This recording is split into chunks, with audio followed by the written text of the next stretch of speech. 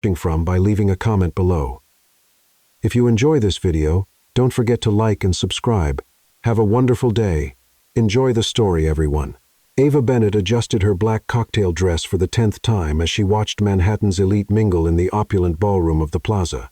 As a PR coordinator, she was here for work, not pleasure, but 3 glasses of champagne later, that distinction was getting blurry. "Ava, you need to see this," whispered Sophie, her best friend and the event photographer, tugging her arm. Jake just walked in with his new girlfriend. Ava's stomach dropped. Jake Sullivan, her ex-boyfriend from college, had arrived with a stunning blonde. It had been 2 years since their amicable breakup, when they realized they wanted different things in life. But seeing him so happy with someone else still stung a little. "He looks happy," Ava said, trying to sound mature about it. "You're way too good for him anyway. Remember how he never wanted to try new restaurants or travel anywhere that didn't have a golf course?" Sophie said.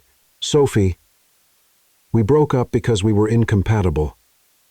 Not because he was a bad person. Still boring, though." Ava watched Jake laugh at something his girlfriend said. He did look genuinely happy, and despite the tiny pang of nostalgia, she was glad for him, really. She was just feeling a bit melancholy about being perpetually single while everyone around her seemed to be pairing off. "I'm going to say hello," Ava decided. "Be mature about this. Ava, you've had 3 glasses of champagne. Your definition of mature might be slightly compromised." But Ava was already moving through the crowd, determined to prove she could handle this like an adult. Jake was standing near the bar, and she approached with what she hoped was a friendly, confident smile. "Jake, hi," she called out, a little louder than intended. He turned, and for a moment, Ava forgot what she was going to say. In that champagne-hazed moment of awkwardness, she did the first thing that came to mind to show how totally fine and unaffected she was. She reached out to give him a friendly kiss on the cheek. Except Jake moved at the last second to introduce his girlfriend to someone else, and Ava's friendly peck landed squarely on the lips of the man standing behind him, a complete stranger. A tall stranger with ice-cold green eyes who was watching her with a mixture of surprise and what looked like amusement. He didn't push her away. In fact, his hand had moved to her waist in an almost protective gesture. "Sorry," she whispered, still too close to his face. "I was aiming for someone else entirely." "Lucky me," he replied, his voice low with a slight British accent. "Though I have to say, your aim could use some work." The ballroom had fallen silent. Ava could feel hundreds of eyes on them, phones being raised, camera flashes going off. Her brain finally processed the situation. She had just accidentally kissed one of the most powerful and dangerous men in America, Liam Carter, the billionaire that gossip magazines called the Ice King for his reputation of destroying business rivals without blinking. The man who collected companies like others collected stamps, always with a cold smile and a move 3 steps ahead. And she had just given him the scandal of the year through sheer clumsiness. "Oh wow," she murmured, trying to step back, but his hand remained firm on her waist. "No," he said softly, but loud enough for some to hear. "Don't apologize." It was unexpected. His green eyes sparkled with something Ava couldn't decipher: amusement, interest, calculation. "Mr. Carter," a voice interrupted. A man in an expensive suit approached, clearly an assistant. "The press is, let them speculate," Liam said, finally releasing Ava, but not before slipping a card into her hand. "Miss Ava Bennett, and I am so sorry for the confusion." Ava. The way he said her name made something strange happen in her stomach. "Don't be sorry. It's been the most interesting evening I've had in months." He walked away with the calm of someone who had just won a game no one else knew they were playing. Ava looked at the card, just a phone number, no name. When she looked up, Liam had disappeared into the crowd, but she could feel he was still watching her. Sophie appeared beside her, mouth agape. "Ava, do you have any idea what you just did?" Ava looked around. Jake was staring at her in shock from across the room. Manhattan's elite were whispering excitedly. Photographers were still snapping pictures.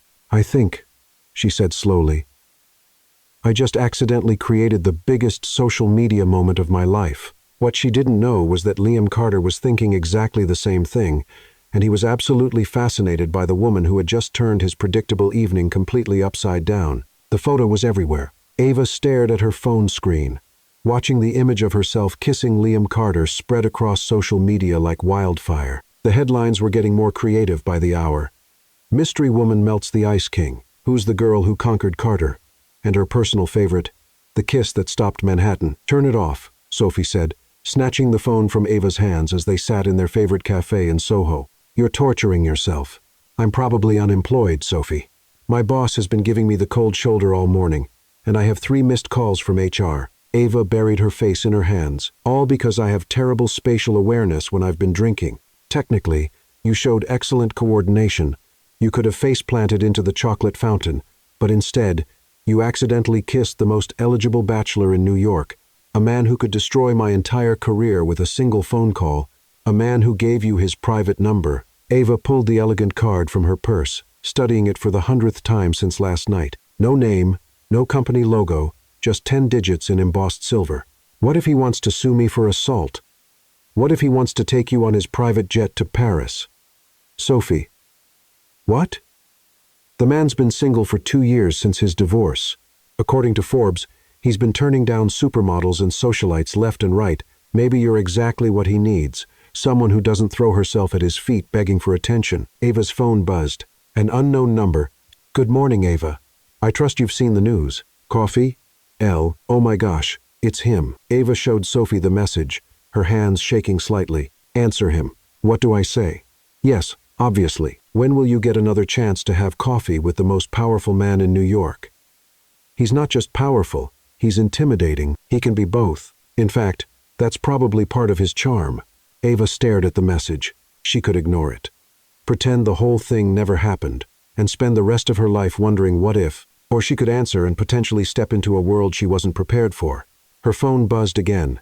"Unless you prefer tea, I'm flexible on beverages, less so on timing. 1 hour, Blue Bottle Coffee, Rockefeller Center. I'll be the one not accidentally kissing strangers." Despite everything, Ava found herself smiling. "He's got a sense of humor," she said, showing Sophie the second message, "and he's persistent. I like him already. You don't even know him. I know he could have had security escort you out last night, and instead asked you for coffee. That says something about his character." Ava looked at her reflection in the cafe window. Her hair was pulled back in a messy bun. She was wearing her favorite jeans and a simple sweater, and she looked exactly like what she was, a regular person about to meet someone way out of her league. "I look completely ordinary. You look real. Something tells me Liam Carter doesn't see much of that in his world." 45 minutes later, Ava stood outside Blue Bottle Coffee, second-guessing every decision that had led her there. Through the window, she could see him at a corner table, reading what looked like the Wall Street Journal. Even in casual clothes, dark jeans, and a navy cashmere sweater, he commanded attention. The baristas moved around him with the careful deference reserved for very important customers. She was about to turn around when he looked up and saw her. Their eyes met through the glass, and he smiled, not the cold, calculating smile she'd seen in business magazines, but something warmer, almost approachable. Before she could lose her nerve, Ava pushed through the door. "You came," he said, standing as she approached. Up close, without the champagne haze and formal lighting, she could see he was even more attractive than she'd remembered. "I wasn't entirely sure you would." "I wasn't sure either," Ava admitted, accepting the chair he pulled out for her.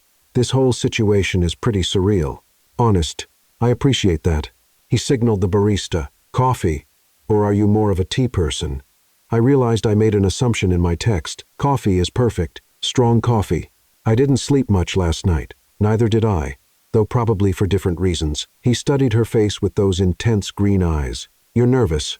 It wasn't a question, so Ava didn't treat it like one. "Wouldn't you be?" "That depends entirely on your intentions." Ava Bennett, 28, Public Relations Coordinator, graduated from Northwestern. Currently employed at Sterling Communications, though I suspect that might be changing soon, given this morning's headlines. Ava's coffee cup froze halfway to her lips. "You had me investigated?" "I had my assistant do some basic research. There's a difference. When someone creates a media sensation involving me, I like to know who they are." His expression softened slightly. "Nothing invasive, I promise. Just the professional basics. And what did your research tell you?" "That you're exactly who you appeared to be last night. No hidden agenda, no calculated social climbing, no history of targeting high-profile men, just someone who had a very human moment at exactly the wrong time, or the right time, depending on your perspective." Liam's eyebrows rose slightly. "Interesting way to look at it. Well, I figured I had 2 choices. Be mortified and hide under a rock for the rest of my life, or own it and see what happens. And which did you choose? Ava gestured around them. I'm here, aren't I? For the first time since she'd met him, Liam Carter looked genuinely surprised. And then he laughed. A real laugh, not the polite chuckle she'd expected. You know, Ava Bennett, I think you might be exactly what I need. For what? Liam leaned back in his chair, studying her with renewed interest. How would you feel about a proposition?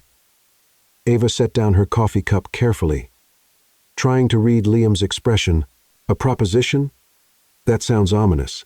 On the contrary, I think you'll find it mutually beneficial. Liam pulled out his phone and showed her the screen. Social media notifications were still flooding in thousands of comments, shares, and speculation about their kiss. Do you see this? Hard to miss it. I'm trending on Twitter. Never thought that would happen to me. The media is calling it the romance of the century. Ice King falls for mystery woman. The kiss that changed everything. My publicist has fielded 47 interview requests since this morning. Ava vinst. I'm so sorry. I never meant to create this circus. Don't apologize. This is the most positive press I've received in years. Liam leaned forward, his business instincts clearly kicking in. My usual media coverage focuses on corporate acquisitions, lawsuit victories, or speculation about my personal life. None of it particularly flattering. But this makes me look human. You are human, Ava said. Then immediately felt silly for stating the obvious, not according to the New York Times. Last month, they called me a corporate shark who wouldn't recognize genuine emotion if it kissed him in the face. Liam's mouth quirked up at the corner. Turns out they were more prophetic than they knew. Despite her nervousness, Ava laughed. So, what exactly are you proposing? A partnership. You help me rehabilitate my public image, and I help you build the career you actually want. I don't understand. Liam pulled out a tablet and slid it across the table. On the screen was Ava's LinkedIn profile, along with several articles she'd written for PR trade publications. My research was more thorough than I initially let on. You graduated summa cum laude, with a degree in communications and a minor in business. You've written extensively about authentic brand storytelling and corporate social responsibility. Your professors called you one of the most promising students they'd ever taught. Ava stared at the screen, uncomfortable with how exposed she felt. How did you get access to my academic records? I have excellent resources. The point is, you're working as a coordinator at a mid-tier firm, handling corporate event planning and basic media outreach. You're overqualified and underutilized. Jobs in PR are competitive. I was lucky to get hired anywhere. You were hired because you're talented. You're stuck because you're at the wrong firm. Liam tapped the tablet screen. Sterling Communications has a reputation for treating junior staff as disposable, high turnover, limited advancement opportunities, mediocre clients. Ava couldn't argue with that assessment.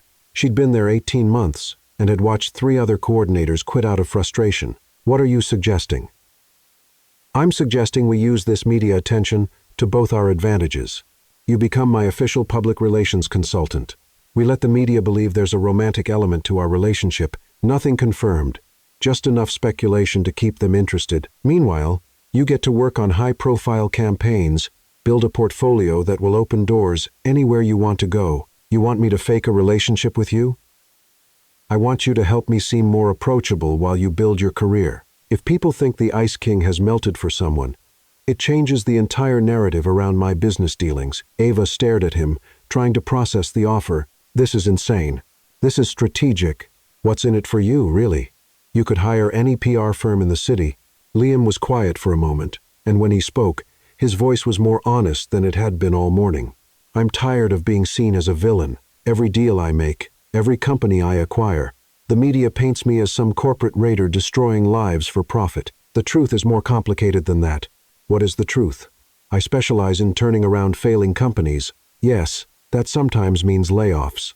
But it also means saving jobs that would have been lost entirely if the company went under. Last year, I saved 3 manufacturing firms from bankruptcy. The media focused on the 40 jobs that were cut in restructuring, not the 800 that were preserved. Ava found herself leaning forward, genuinely interested despite her nervousness. Why don't you have a PR team handling that narrative? I've had 4 different firms in the past 3 years. They all try to make me into something I'm not, either softer than I am, or they lean into the villain image because it's easier to market. Liam met her eyes. You're the first person in a long time who's looked at me like I'm just a person. You are just a person, a very wealthy, somewhat intimidating person, but still a person. Exactly. And that's what I need help showing the world. Ava sat back in her chair, overwhelmed. This is a lot to process. I know, but consider this. What's your alternative? Go back to Sterling Communications and hope your boss doesn't fire you for creating negative publicity. Spend the next 5 years planning corporate retreats and writing press releases about quarterly earnings? The thought made Ava's stomach sink. She dreamed of doing meaningful work in communications, maybe even starting her own firm someday. But she'd been so focused on just surviving in her current job that she'd stopped thinking about her actual goals. What would this partnership actually look like? You'd work as an independent consultant. I'd pay you more in 6 months than you make in 2 years at Sterling. You'd handle my personal brand management, help with corporate communication strategy, and yes, we'd maintain the illusion that there might be something romantic between us. For how long? 6 months initially. If it works for both of us, we can extend it. If not, you'll have a portfolio that will get you hired anywhere you want to go. Ava's phone buzzed with a text from Sophie. How's it going? Are you running away to elope or running away to hide? I need to think about this. Ava said finally. Of course, but Ava? Liam leaned forward again, and she caught a hint of his cologne, something expensive and subtle. Don't think too long. The media attention from last night won't last forever. We need to capitalize on it while people are still interested. How long do I have? 24 hours. Meet me tomorrow at my office. Carter Enterprises. 47th floor. Come prepared to give me an answer. Liam stood and pulled out his wallet, leaving a $50 bill on the table for their coffee. As he turned to go, Ava called after him. Liam. He turned back, eyebrows raised. If I say yes, what happens if we actually start liking each other? For a moment, his carefully controlled expression slipped, and she saw something that looked almost vulnerable. Then I suppose we'll cross that bridge when we come to it. After he left, Ava sat alone with her coffee, staring at the business card he'd left behind. This time, it had his full name and company information embossed in elegant silver lettering. Her phone rang. Sophie, well, how did it go? Are you still alive?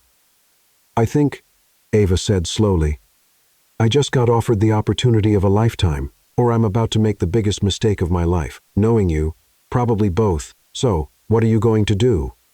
Ava looked out the window at the busy Manhattan street, watching people hurry past with their own dreams and ambitions and complications. I honestly have no idea, but even as she said it, Ava realized that for the first time in months, she felt truly excited about the possibilities ahead of her. Terrified, but excited. Maybe that was exactly what she needed. Ava spent the rest of the day walking through Central Park, her mind spinning with Liam's proposition. By the time she returned to her tiny Upper West Side apartment, she had managed to talk herself into and out of accepting his offer at least 17 times. You look like someone who's been wrestling with a life-changing decision, Sophie said, looking up from Ava's couch where she was editing photos on her laptop. Lucky for you, I brought reinforcements. She gestured to the coffee table, which was now covered with Chinese takeout containers and a bottle of wine. You're a lifesaver, Ava said, collapsing into her favorite armchair. I feel like my brain is going to explode. Okay, let's break this down logically. Pro and con list. I'll take notes. Sophie grabbed a notepad from Ava's coffee table. Start with the pros. The money is incredible. He's offering me more in 6 months than I make in 2 years. Good start. What else? The experience would be amazing working on high-profile communication strategy, building a portfolio that could open doors anywhere. Ava picked up a spring roll and took a thoughtful bite. And honestly, the work sounds interesting. His point about the media narrative is valid. They do paint him as this heartless corporate raider, but the companies he's acquired, the jobs he's actually saved, there's a real story there. You've been researching him. I spent 3 hours going through business journals this afternoon. Sophie, he's not the villain the media makes him out to be. Last year alone, his interventions saved over 2,000 jobs, but all the headlines focused on the layoffs during restructuring. Sophie scribbled notes. So, you're genuinely interested in the work? That's important. What else? It would get me out of Sterling Communications. My boss, Lauren, has been making my life miserable for months. She takes credit for my ideas, gives me the worst assignments, and I swear she's trying to push me out. I've been telling you to quit that place for a year. I needed the experience and the steady paycheck. Ava sipped her wine. But this would be, well, it would be my shot at doing something that actually matters. Okay, Now the cons. Ava groaned. Where do I start? It's fake. Sophie, the whole romantic angle would be completely manufactured for public consumption. But would it be, though? Sophie set down her pen and looked at Ava. Seriously. You were pretty flustered when you came home from coffee with him. And don't think I didn't notice you've been calling him Liam instead of Mr. Carter. That doesn't mean anything. It means you're comfortable with him. Which is weird considering he's supposedly this intimidating ice king. Ava considered that Liam had been intense. Yes. But not in a way that made her feel small or stupid. If anything, he'd seemed genuinely interested in her thoughts and opinions. He listened to me, she said slowly. Really listened. When I talked about authentic brand storytelling, he asked follow-up questions. Good ones. Most people's eyes glaze over when I get into PR theory. See, there's already a connection there. But what if working together ruins it? What if I'm terrible at the job? What if he realizes I'm just some nobody from Ohio who's way out of her depth? Sophie reached over and grabbed Ava's hand. Stop. You're not some nobody. You're brilliant at what you do. You just haven't had the chance to prove it yet. Remember the Hartley Foundation campaign you developed? The one Lauren stole and presented as her own? Ava nodded reluctantly. She developed a complete rebranding strategy for a struggling nonprofit, only to watch her boss present it to the client and take full credit. That campaign was genius. It was innovative and heartfelt, and it would have worked perfectly if they'd actually let you implement it instead of watering it down. Sophie squeezed her hand. You have talent, Ava. You just need someone to recognize it. But the fake relationship part, who says it has to stay fake? Ava nearly choked on her wine. Sophie, I'm serious. You said yourself there was chemistry. The man could have any woman in New York. But he specifically sought you out. Don't you think that means something? It means he sees a business opportunity, maybe. Or maybe he sees something else. Sophie pulled out her phone and scrolled through social media. Look at these comments on the photos from last night. Ava reluctantly took the phone. The photo of her and Liam kissing was still circulating widely, and the comments were overwhelmingly positive. Finally, someone who made Liam Carter smile. She looks so normal and sweet, exactly what he needs. Best celebrity couple ever, and we don't even know who she is. The way he's looking at her, that's not fake. Ava scrolled through dozens of similar comments. People are really invested in this because it feels real. Look at his body language in the photo. Ava, that's not a man who's annoyed or calculating. That's a man who's genuinely intrigued. Ava studied the photo more carefully. Liam's hand was on her waist, yes, but his expression was softer than she remembered, almost protective. Even if you're right, which I'm not saying you are, this is still a huge risk. What if it doesn't work out? What if I burn bridges with Sterling, and then this falls apart? What if it does work out? What if this is exactly the break you've been waiting for? Ava's phone rang, interrupting her spiraling thoughts. The caller ID showed her sister's name. Hi, Chloe. Ava Bennett. What the heck is going on? Her sister's voice was excited and slightly accusatory. Mom just called me because Mrs. Henderson from next door saw you on some gossip show kissing a billionaire. Please tell me this is some kind of elaborate prank. Ava rubbed her forehead. She'd forgotten about the inevitable family fallout. It's complicated. Are you dating Liam Carter? The Liam Carter? Not exactly. It's more like we're exploring possibilities. Sophie made an exaggerated face at Ava's diplomatic non-answer. Ava, this is insane. He's like Forbes list wealthy. What could you possibly have in common? The question stung, even though Ava knew Chloe didn't mean it that way. Her family had always been supportive, but they also had a tendency to remind her how different her life in New York was from their small-town Ohio existence. We both like coffee, Ava said weakly. I'm serious. Be careful, okay? Men like that don't date women like us unless they want something. After Ava hung up, she sat in silence for a few minutes. Sophie waited patiently, understanding that her friend needed to process. She's not wrong, Ava finally said. We are from completely different worlds. So what? You're smart, you're talented, you're beautiful, and you made him laugh. Those things don't depend on your bank account. But what if this is all just some elaborate game to him? What if he gets bored and moves on and I'm left with nothing? What if you don't take the chance and spend the rest of your life wondering what could have been? Ava looked around her small apartment, the second-hand furniture, the stack of bills on her kitchen counter, the rejection letters from PR firms tucked in her desk drawer. Then she thought about Liam's offer, the excitement in his voice when he talked about changing the narrative around his business. I'm scared, she admitted. Good. Scared means it matters. Ava's phone buzzed with a text from an unknown number, but she recognized it as Liam's from their earlier conversation. I know I said 24 hours, but I wanted to add one thing. Whatever you decide, I want you to know that meeting you has been the most interesting thing that's happened to me in a very long time. L. Sophie read the message over Ava's shoulder. Okay, that's not fair. He's being charming. Despite her anxiety, Ava smiled. He really is. So, what are you going to do? Ava thought about her conversation with Liam that morning, the way he'd looked genuinely surprised when she called him human. She thought about her job at Sterling, the daily frustration of watching her ideas get dismissed or stolen. She thought about the dreams she'd put on hold because they seemed too impractical, too ambitious for someone like her. I'm going to say yes. Really? Really? Ava felt a flutter of excitement mixed with terror. I'm going to walk into his office tomorrow and tell him I'll do it. And if it turns out to be the biggest mistake of your life... Ava grinned, feeling suddenly lighter than she had in months. Then at least it'll be an interesting mistake. Sophie raised her wine glass. To interesting mistakes and fake relationships that might not stay fake, to taking chances, Ava corrected, clinking her glass against Sophie's. As they drank, Ava felt a familiar buzz of anticipation that she hadn't experienced since college. The feeling that she was about to embark on something that could change everything, it was terrifying and exhilarating and completely unlike anything she'd ever done before, which was exactly why she knew she had to do it. The next morning, Ava stood in front of her closet for 20 minutes, trying to decide what one wore to accept a fake relationship proposition from a billionaire. She finally settled on a navy blazer, black pants, and her most professional heels, confident, but not trying too hard.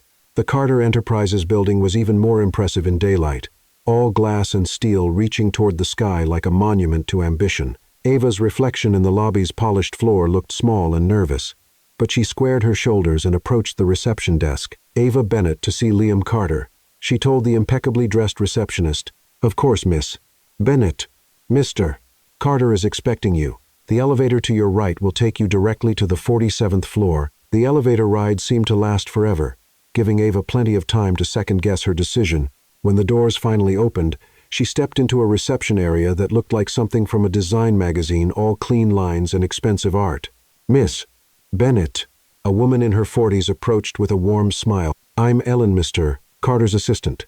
He's ready for you." Ellen led her down a hallway lined with floor-to-ceiling windows, offering breathtaking views of Manhattan. At the end of the hall, she knocked on a door and opened it without waiting for a response.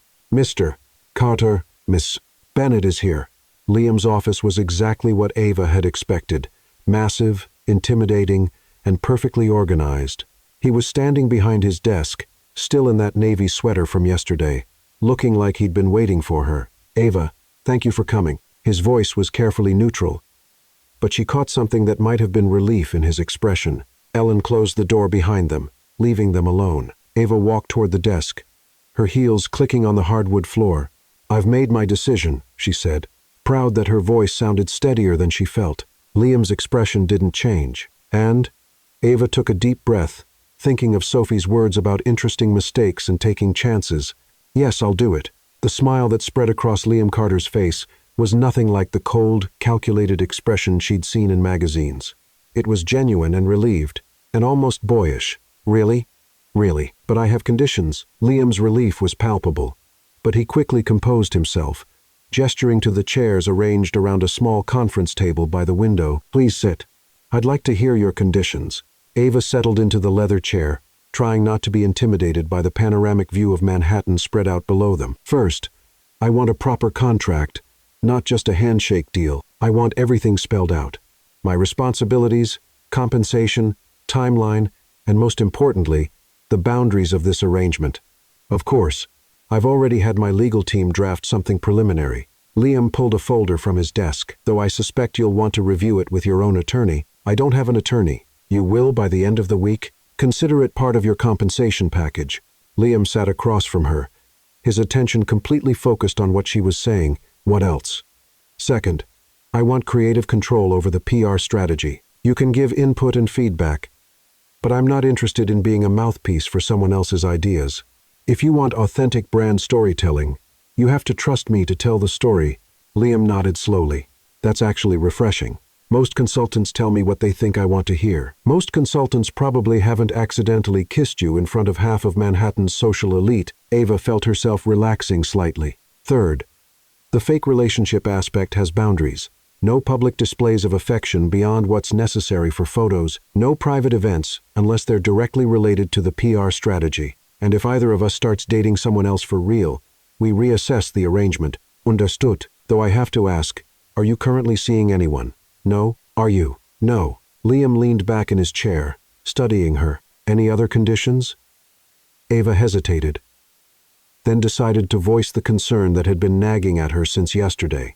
I want to understand your endgame here. What does success look like to you?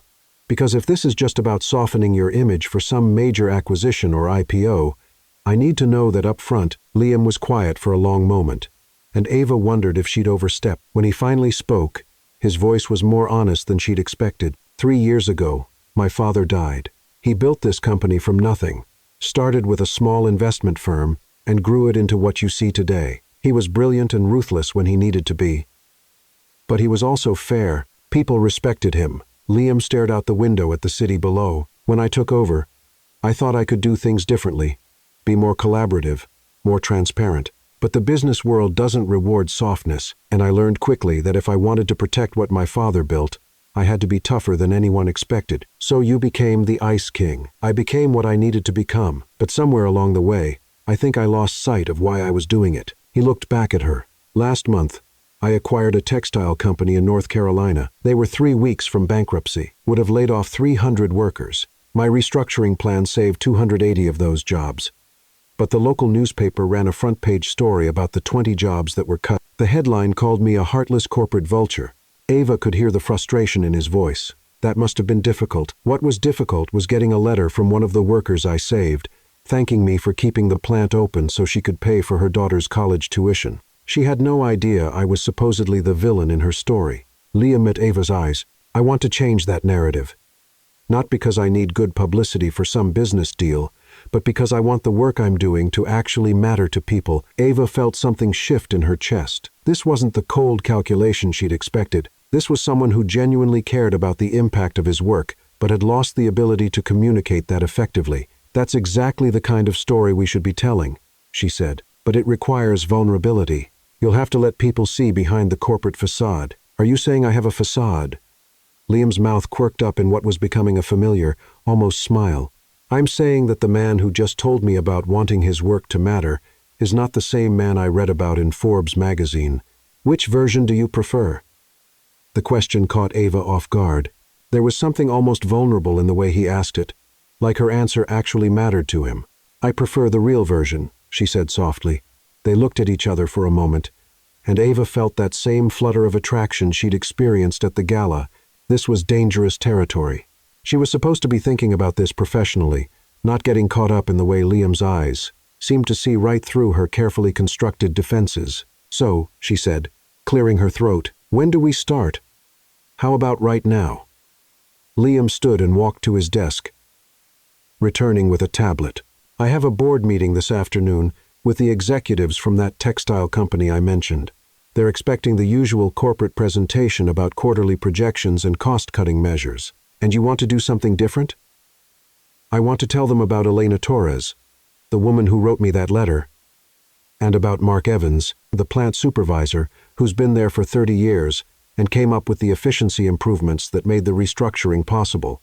I want to remind them that behind every number on our spreadsheets is a real person with a real life. Ava felt a spark of excitement. This was exactly the kind of authentic storytelling she dreamed of doing. That's a completely different approach than what they'll be expecting, which is why I need your help. Can you help me figure out how to tell that story without sounding like I'm pandering or making excuses? Absolutely. Ava pulled out her notebook, her mind already racing with possibilities. But first, I need more background. Tell me about the company, the challenges they were facing, the restructuring process, and I want to hear more about Elena and Mark. For the next hour, Liam walked Ava through the details of the North Carolina acquisition. As he talked, she began to see not just the business strategy, but the human story underneath it. This wasn't a corporate raider destroying lives for profit. This was someone trying to balance the harsh realities of business with genuine concern for the people affected by his decisions. Okay, Ava said, looking up from her notes. Here's what I think we should do. She outlined a presentation strategy that wove together the financial necessity of the restructuring with the human impact of saving the company. Instead of leading with numbers, they would start with stories. Instead of focusing on what was cut, they would highlight what was preserved and strengthened. The key, Ava explained, is helping them understand that tough decisions don't have to be heartless decisions. You saved that company. Liam, you should own that. Liam listened intently, occasionally asking questions or offering additional context. Ava found herself impressed by how quickly he grasped the strategic elements of her approach. This wasn't just a wealthy man who'd inherited a successful business. He was genuinely thoughtful about the work he was doing. This is good, he said when she finished. Really good. How quickly can we put this together? Ava glanced at her watch. When's the meeting? 3 o'clock. That gives us 4 hours. It'll be tight, but doable. I'll need access to your research team and someone who can help with presentation design.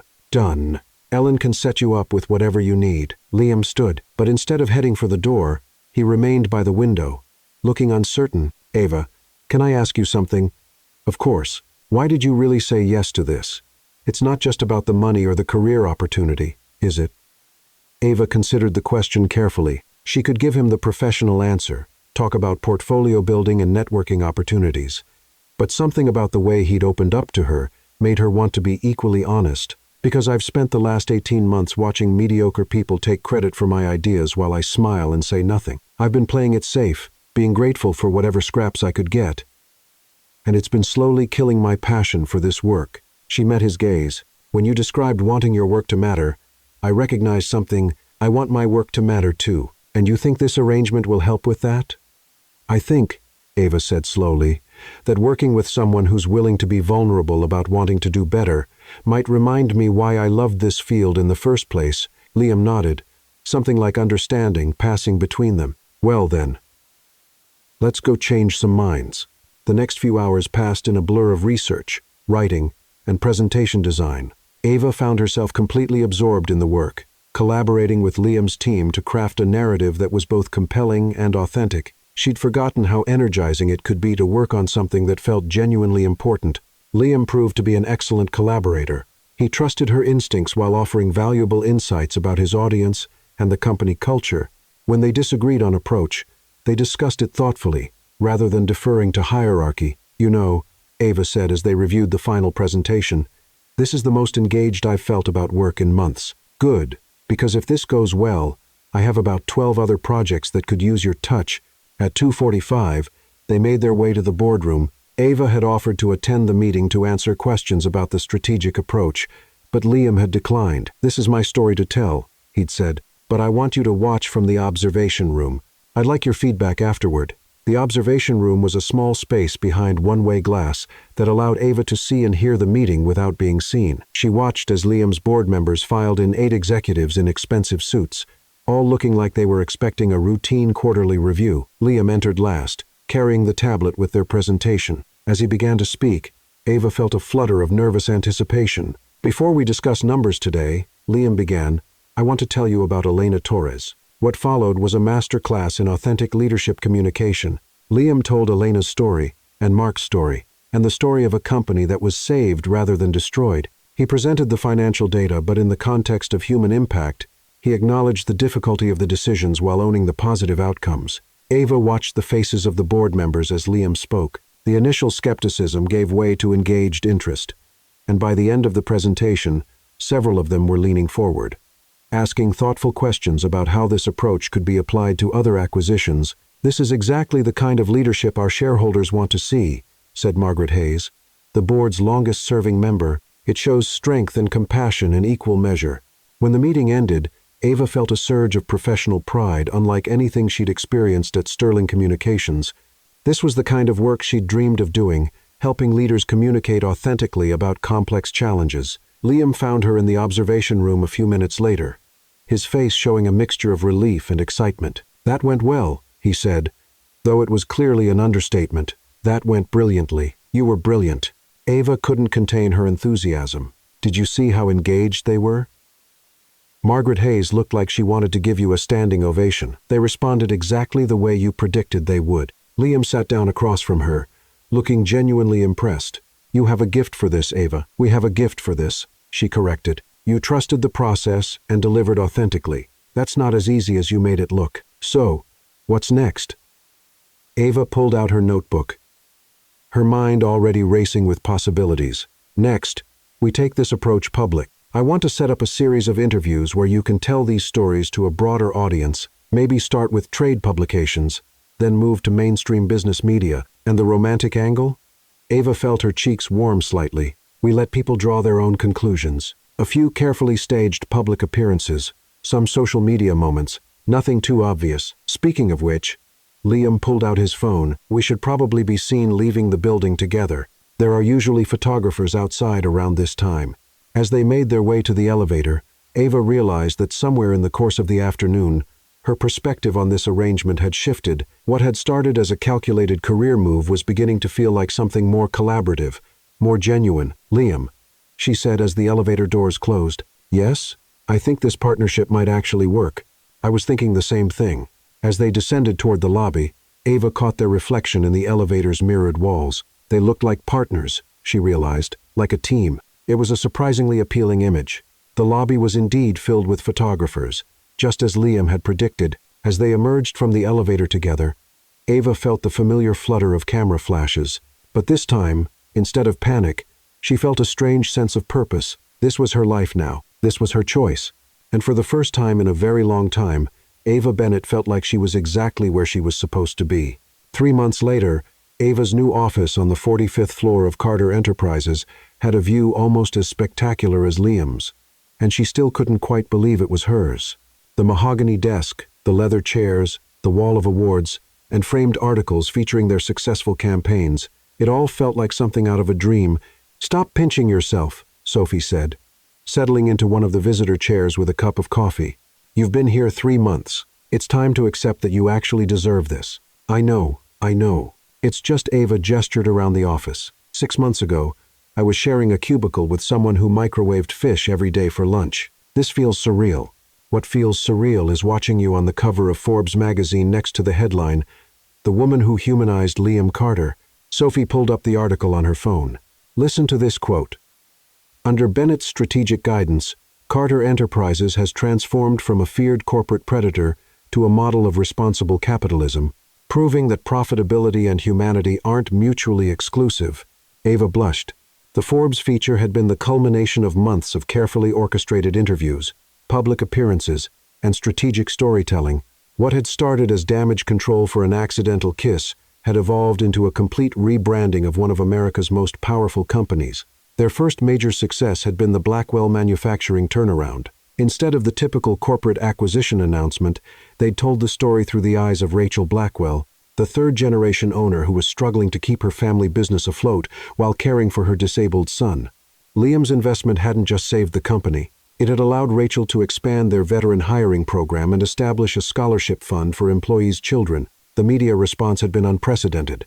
Instead of the usual headlines about corporate takeovers, business journals ran features about the new face of responsible investment. The Wall Street Journal had called it a masterclass in stakeholder capitalism. The work speaks for itself, Ava said modestly. I just helped Liam tell his story more effectively. Right.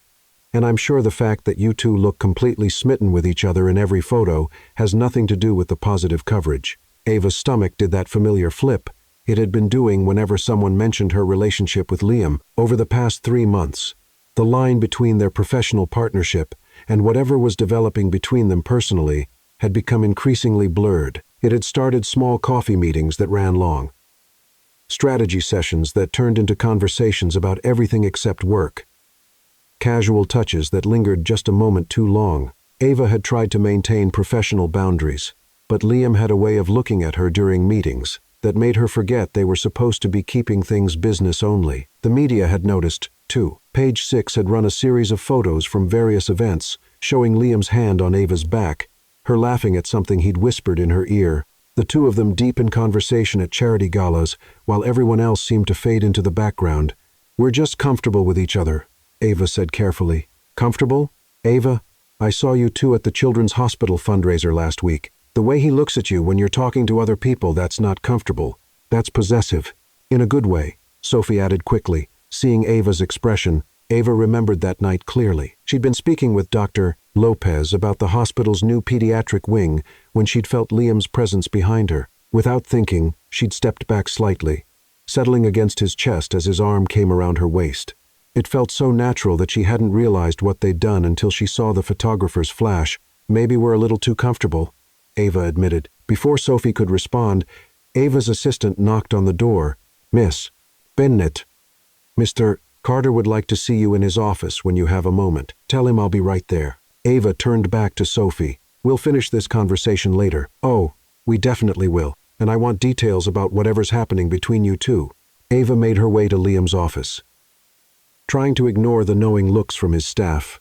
Over the past month, their meetings had become more frequent and less formal. Sometimes they discussed strategy, sometimes they just talked. Yesterday, she'd found herself in his office at 7 p.m., sharing Chinese takeout and debating the ethics of corporate social responsibility while the sun set over Manhattan. Ellen, Liam's assistant, had taken to keeping Ava's favorite tea stocked in the office kitchen. The security team no longer asked for her ID when she arrived after hours. Somewhere along the way, Carter Enterprises had started feeling like home. "You wanted to see me?" Ava knocked on his open door. Liam looked up from his computer, and that smile, the real one, not his corporate smile, spread across his face. "Always. But specifically, I wanted to discuss the Thompson Industries acquisition." Ava settled into her usual chair across from his desk. Over the months, they'd developed an easy rhythm of collaboration that felt as natural as breathing. Liam would present the business challenges. Ava would ask the questions that helped them dig deeper, and together they'd find solutions that neither could have reached alone. "What's the situation?" "They're a family-owned manufacturing company in Michigan, 4th generation. About 800 employees. But they've been struggling with debt for the past 2 years. The family wants to retire but doesn't want to see the company broken up or the workers laid off." Ava pulled out her notebook, already thinking about the narrative possibilities. "That sounds exactly like the kind of acquisition we should be publicizing. A family legacy preserved, jobs protected, community investment." "Exactly, but there's a complication." Liam leaned back in his chair, and Ava noticed the tension in his shoulders. She'd learned to read his moods over the past few months, the way he rubbed his forehead when he was frustrated, how his voice got quieter when he was really thinking through a problem, the particular set of his jaw when he was facing a decision he didn't want to make. "My board is pushing for a different approach. They want to buy the company, strip out the valuable assets, and sell off the rest. It would be more profitable in the short term, but it would destroy everything the Thompson family built and eliminate most of those 800 jobs." Liam rubbed his forehead. "I've been going in circles about this for weeks. The numbers support the board's approach, but it goes against everything we've been working toward." "Yes, and I keep thinking about what you said 3 months ago about wanting our work to matter." Liam met her eyes. "This decision will define what kind of company Carter Enterprises really is." Ava felt a surge of pride that Liam was including her in such a significant decision. 3 months ago, she'd been planning corporate events and writing press releases about quarterly earnings. Now, she was helping shape the strategic direction of a billion-dollar company, but more than that, she could see how much this decision was weighing on Liam. The man who'd once been called the Ice King was genuinely tormented by the idea of destroying a family business for profit. "What does your gut tell you?" "My gut tells me to buy the company, keep it intact, and find a way to make it profitable without destroying what makes it valuable." Liam's voice was firm. "But my gut doesn't have to answer to shareholders. Your shareholders hired you to make good decisions, not just profitable ones. There's a difference." Ava leaned forward. "What if we could show that the ethical approach is also the smart business approach?" "How?" Ava's mind was already racing with possibilities. This was what she'd been trained for, what she was good at, finding the story that connected business strategy with human impact. "Give me 24 hours.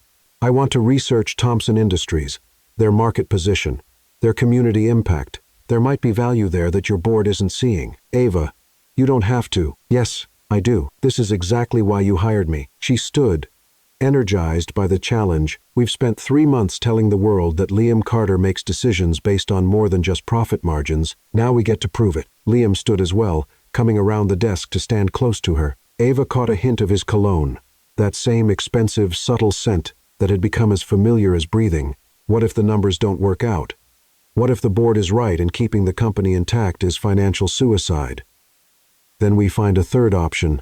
We get creative. Ava looked up at him, struck by how natural it felt to have him standing so close. Over the months, they'd developed this habit of gravitating toward each other during conversations, as if they worked better when they were in each other's orbit. Liam, 3 months ago, you told me you wanted your work to matter. This is how it matters.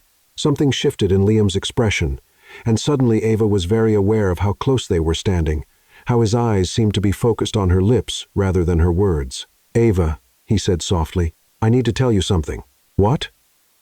This stopped being fake for me weeks ago. Ava's heart started beating faster. She'd been trying not to think about the fact that their public appearances had started feeling less like performances and more like dates, real dates, where she looked forward to seeing him, where she found herself caring more about his reaction to something than about how it looked to photographers.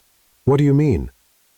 I mean that somewhere between the board presentations and the charity galas and the late-night strategy sessions, I stopped thinking about this as a business arrangement. Liam's hand came up to touch her cheek. I started thinking about it as the best thing that's ever happened to me. Ava's breath caught. She'd been fighting these feelings for weeks, telling herself it was just the intensity of working so closely together, the adrenaline of their professional success. But looking into Liam's eyes now, she knew it was so much more than that. Liam, I know this complicates everything. I know we said we'd keep this professional, but Ava silenced him by standing on her tiptoes and kissing him. Not accidentally this time, not for cameras or public consumption, but because she'd been wanting to for weeks and was tired of pretending otherwise. The kiss was everything. Their first accidental one hadn't been intentional, deep, full of months of suppressed longing and growing connection. Liam's arms came around her waist, pulling her closer, and Ava felt like she was finally home. When they broke apart, Liam was smiling, that real smile again, the one that made her stomach do flips. So, he said, his arms still around her waist, I take it the feeling is mutual. It's been mutual for a while now, Ava admitted. I was just too scared to admit it. Scared of what?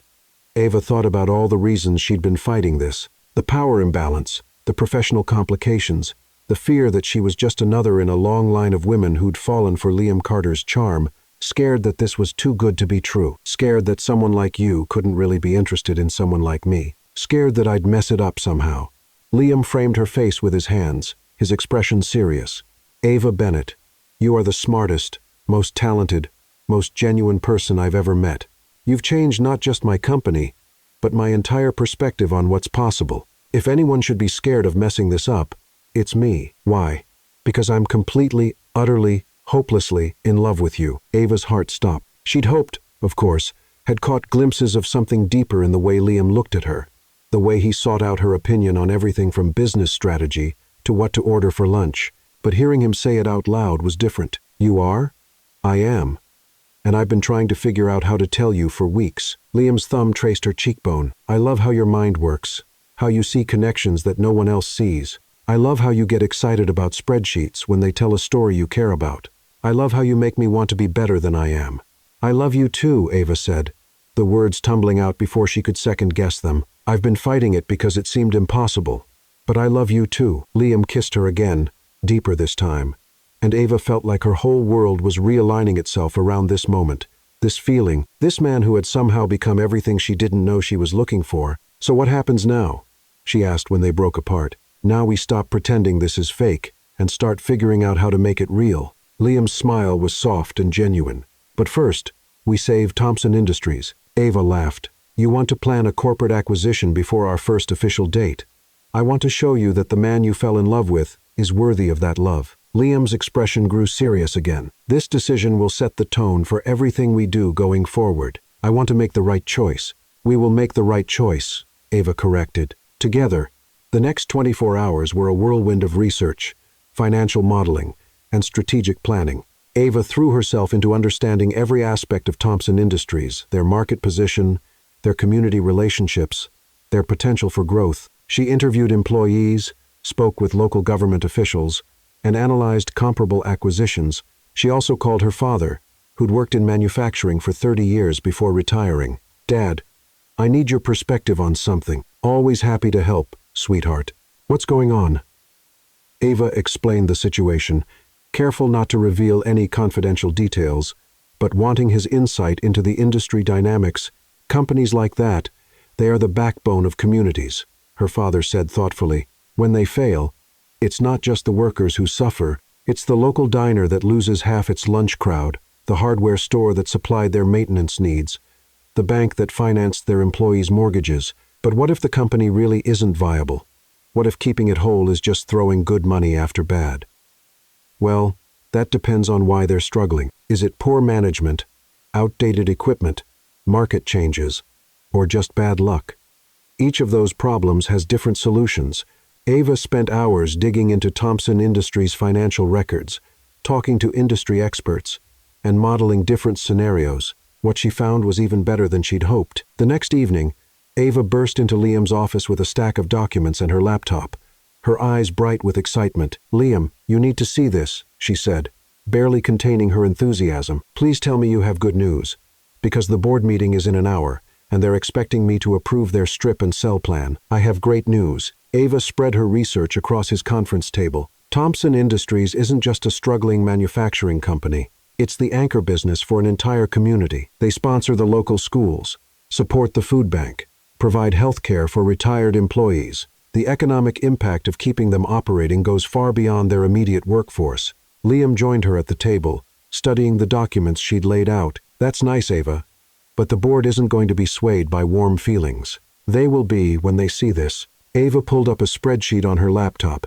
"I found 3 comparable acquisitions where companies preserved the existing structure and invested in modernization rather than asset stripping. In each case, the acquired company became significantly more profitable within 2 years." Liam leaned over her shoulder to study the numbers, and Ava tried to ignore the way his proximity affected her concentration. Even after their conversation yesterday, she was still adjusting to the fact that she didn't have to hide her feelings anymore. "These are impressive returns," he said, "but what makes you think Thompson Industries could achieve similar results?" "Because they have something those other companies didn't, a workforce that's been with the company for decades, intimate knowledge of their market, and strong relationships with their suppliers and customers." Ava pulled up another document. "Plus, their manufacturing processes are outdated, but their product quality is exceptional. With some capital investment in new equipment, they could increase efficiency by 30% while maintaining their reputation for craftsmanship." Liam straightened up, his business instincts clearly engaged. "What kind of capital investment are we talking about?" $12 million over 2 years. Significant, but manageable, given Carter Enterprises' resources. Ava felt her excitement building. "Liam, this isn't just the right thing to do morally, it's the smart thing to do financially. You're sure about these projections?" "I've run them 3 different ways.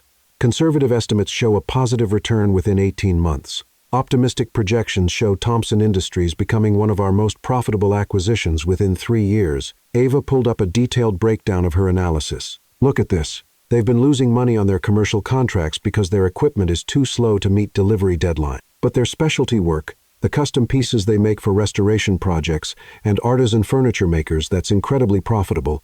They just can't take on enough of it with their current capacity. So, we modernize their equipment to increase capacity for the high-margin work while streamlining the commercial side." "Exactly.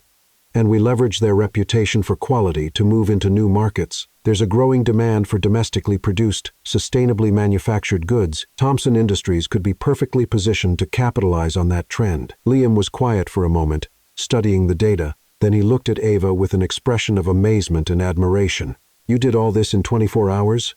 "I had motivation." Ava smiled. "I wanted to prove that doing good and doing well aren't mutually exclusive. You've done more than prove it. You've created a roadmap." Liam gathered the documents. "Let's go present this to the board." The boardroom was tense when they entered. Ava could see the skepticism on the executives' faces as Liam introduced her and explained that she'd been researching alternative approaches to the Thompson acquisition. "With respect, Liam," said Daniel Lee, the board's financial expert, "we've already analyzed this deal extensively. The numbers are clear." "The numbers you've seen are clear," Ava said, stepping forward with confidence she didn't entirely feel. "But they don't tell the whole story." What followed was the most important presentation of Ava's career. She walked the board through her research, her financial projections, and her strategic recommendations. She addressed their concerns about risk and return, showed them comparable successes, and painted a picture of Thompson Industries not as a struggling company to be stripped for parts, but as a diamond in the rough waiting to be polished. "The question," Ava concluded, isn't whether Carter Enterprises can afford to take this approach. The question is whether you can afford not to. This acquisition will define what kind of company Carter Enterprises is for the next decade. The room was silent for a long moment. Ava could feel her heart pounding as she waited for their response. Then Margaret Hayes, the board's longest-serving member, leaned forward. "Miss Bennett, these projections assume significant capital investment and operational changes. What makes you confident that Thompson Industries can achieve these results?" "Because they've been doing exceptional work under difficult circumstances for 4 generations," Ava replied. "All they need is a partner who believes in their potential rather than just their assets." Daniel Lee studied the financial models on his tablet. "These returns are significantly better than our original projections because our original projections only considered short-term asset value." Liam said, "Ava has shown us the long-term value creation potential." Elizabeth Foster, the board's newest member, raised her hand. "What about market risk?" "The manufacturing sector has been volatile lately." Ava had anticipated this question. That's exactly why diversification is so important. Thompson Industries' specialty work is largely insulated from general manufacturing trends. Luxury furniture, historical restoration, custom architectural elements, these markets are growing, not shrinking. "And the workforce issues?" asked Thomas Ryan, who oversaw human resources for Carter Enterprises. "Retraining? Potential resistance to change?" "Actually, the workforce is one of our biggest assets," Ava said, pulling up another slide. "I spoke with several employees during my research. They're eager for modernization. They know their skills are valuable. They just need better tools to compete." She told them about Mark Evans, the plant supervisor, who'd drawn up detailed plans for workflow improvements, and Elena Torres, the quality control specialist who'd identified opportunities to reduce waste while maintaining their quality standards.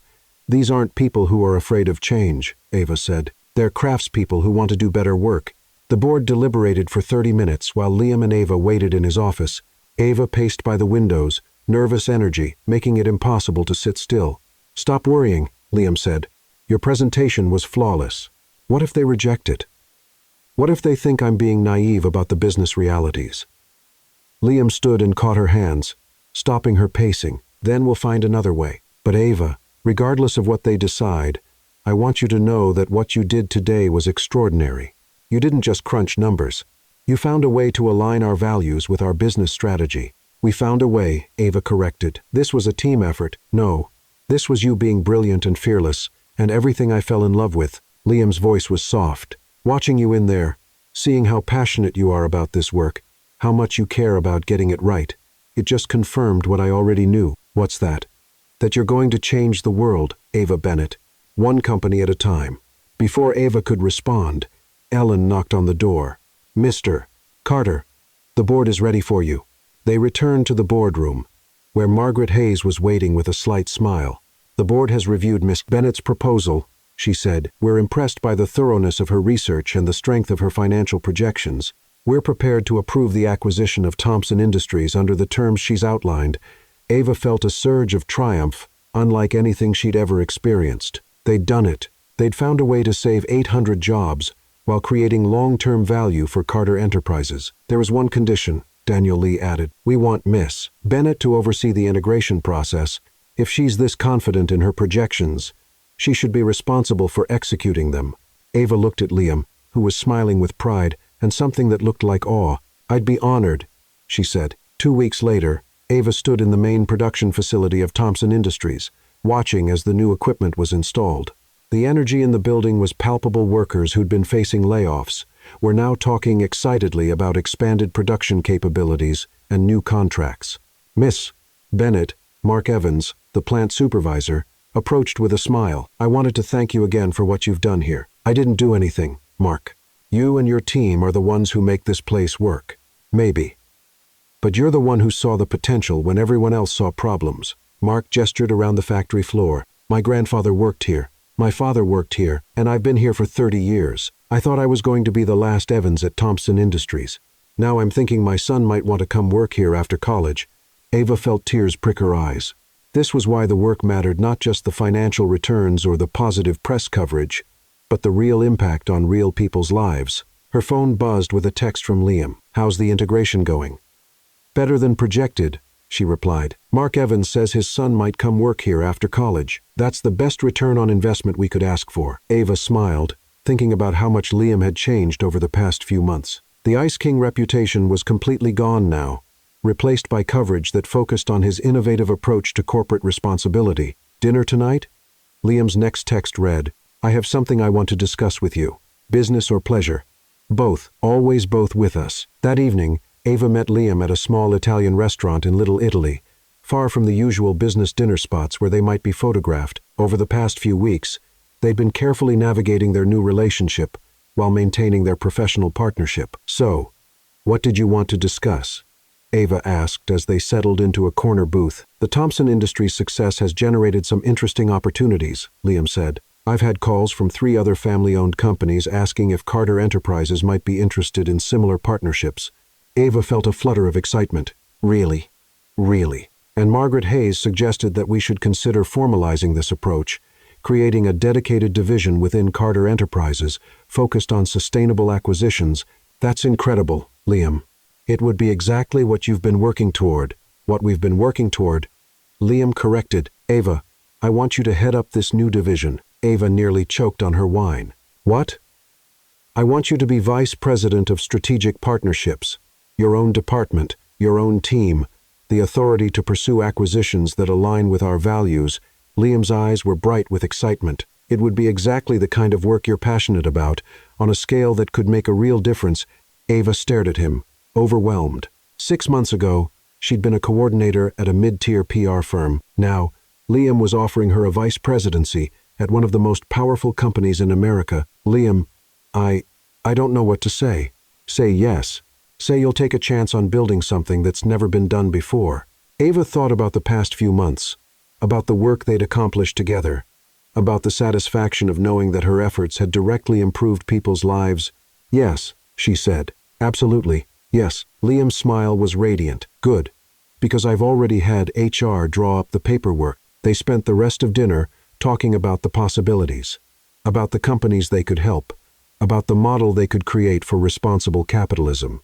Ava felt more energized and optimistic about the future than she'd ever felt in her life. As they walked back to Liam's car, Ava's phone rang. Sophie.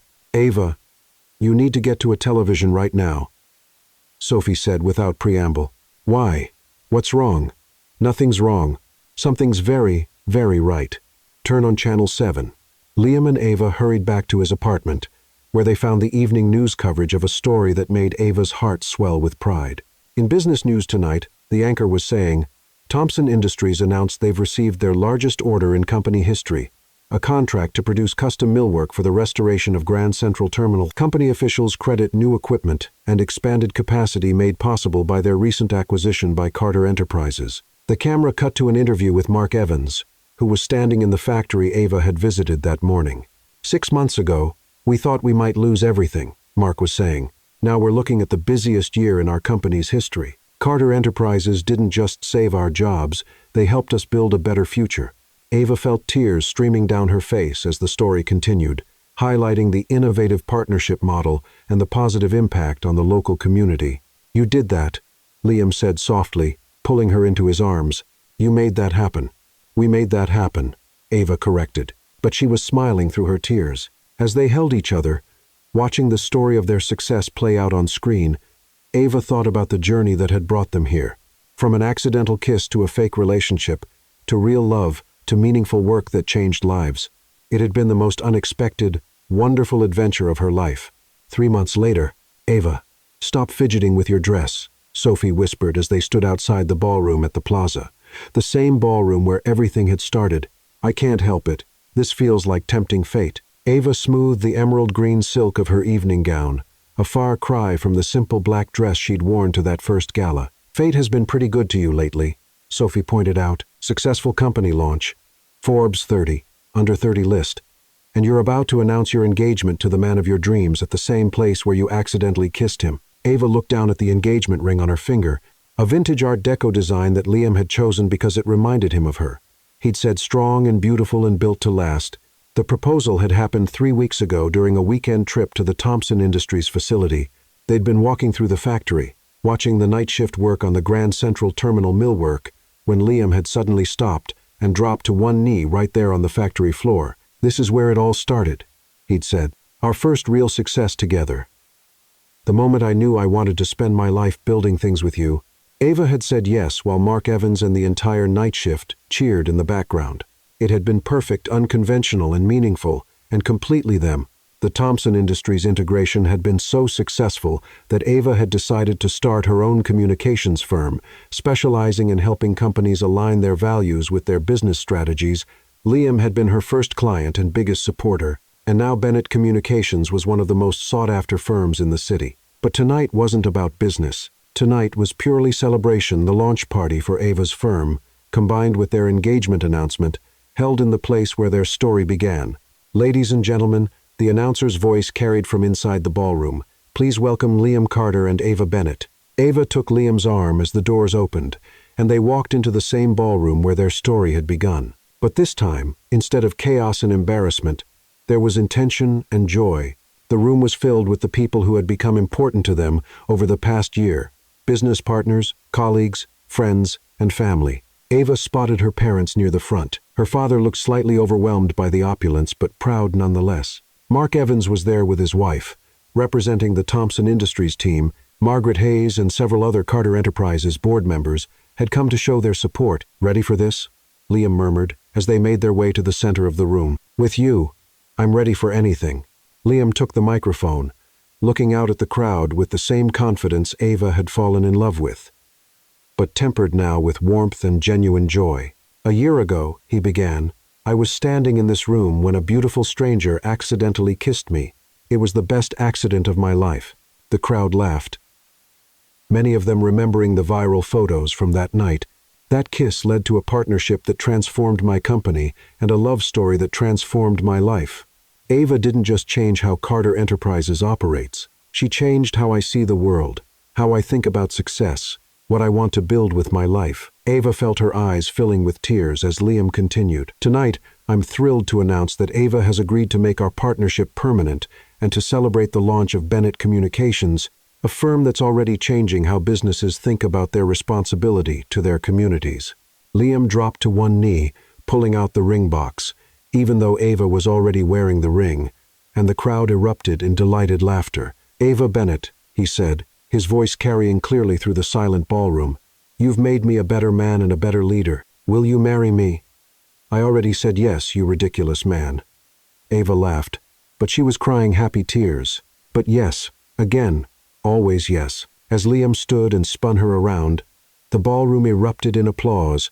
Ava looked out at the crowd, at Sophie crying happy tears, at her parents beaming with pride, at the business leaders who had become friends, at the journalists who would undoubtedly write about this moment, and felt overwhelmed with gratitude for the journey that had brought her here. "So," Liam said, as he set her down and pulled her into his arms, "any regrets about that wrong kiss?" Ava looked up at the man who had become her partner in every sense of the word: business partner, life partner, best friend, and the love of her life. "Not a single one," she said, and kissed him again. This time, she was kissing exactly the right person, and as the photographer's flashes went off around them, Ava thought about how different this moment was from that first accidental kiss.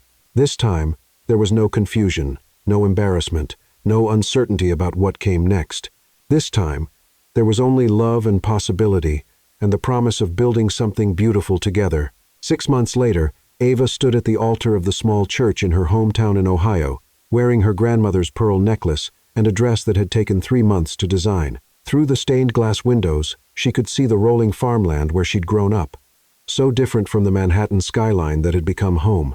Liam waited for her at the altar, looking more handsome than should be legal in his custom tuxedo, his eyes bright with love and barely contained emotion. The ceremony was small, just family and their closest friends. Sophie was her maid of honor, of course, and had spent the morning crying over Ava's transformation from the girl who microwaved leftover pizza for breakfast to an actual grown-up who's marrying a billionaire. Mark Evans had flown in from Michigan with his wife, representing the Thompson Industries family. Margaret Hayes was there, beaming with pride at the young woman who had revolutionized Carter Enterprises. Ava's parents sat in the front row, her father looking distinguished in his best suit, her mother clutching a handkerchief and trying not to cry. As Ava walked down the aisle, she thought about the journey that had brought them here, from an accidental kiss to a fake relationship, to real love, to meaningful work to this moment. It had been the most unexpected, wonderful adventure of her life. When she reached Liam, he took her hands and whispered, "Hi yourself," she whispered back, and they both smiled at the private joke. The ceremony was beautiful and personal, with vows they'd written themselves that spoke about partnership and building something together that was bigger than either of them alone. Do you, Ava Elizabeth Bennett, take Liam James Carter to be your husband, to love and support him in all his endeavors, to challenge him to be his best self, and to build a life together based on love, respect, and shared purpose? I do, Ava said, her voice clear and strong. Do you, Liam James Carter, take Ava Elizabeth Bennett to be your wife, to love and support her in all her endeavors, to be her partner in both business and life, and to build a future together based on trust, love, and the desire to make the world a little bit better? I do, Liam said, his voice thick with emotion. As they exchanged rings and shared their first kiss as husband and wife, Ava felt like her heart might burst with happiness. This was what she'd been waiting for her whole life without knowing it. Not just love, but partnership. Not just success, but meaning. The reception was held in the barn on her family's property, transformed with fairy lights and elegant flowers into something magical. Ava and Liam's first dance was to At Last by Etta James, and as they swayed together under the stars, Ava thought about how perfectly the lyrics captured their journey. So, Mrs. Carter, Liam said as they danced, "What's next for us?" "Well, Mr. Carter, I was thinking we could start with a honeymoon in Tuscany, then come back and change the world one company at a time," Liam said, spinning her around. "Sounds perfect," Liam said, "though I have one request." "What's that?" "No more accidental kisses. From now on, they're all intentional." Ava laughed, the sound carrying across the warm summer evening. "I think I can manage that." As the song ended and their guests applauded, Ava looked around at all the people who had become part of their story. Sophie was dancing with Ava's cousin, already planning the photo album she'd create as a wedding gift. Mark Evans was deep in conversation with Ava's father about manufacturing techniques. Margaret Hayes was charming Ava's mother with stories about Ava's meteoric rise at Carter Enterprises. "You know what the best part of all this is?" Ava said as they made their way to cut the cake. "What's that?" 6 months ago, I thought my biggest problem was accidentally kissing a stranger at a party. Turns out it was the solution to everything I didn't even know I was looking for." Liam stopped walking and pulled her into his arms, right there in the middle of the dance floor. "Ava Carter," he said, "I love you more than I ever thought possible." "I love you too, Liam Carter. Thank you for being worth the accident." As they kissed, surrounded by fairy lights and laughter, and the people they loved most, Ava realized that sometimes the best things in life really do happen when you least expect them. Sometimes the wrong kiss turns out to be exactly right.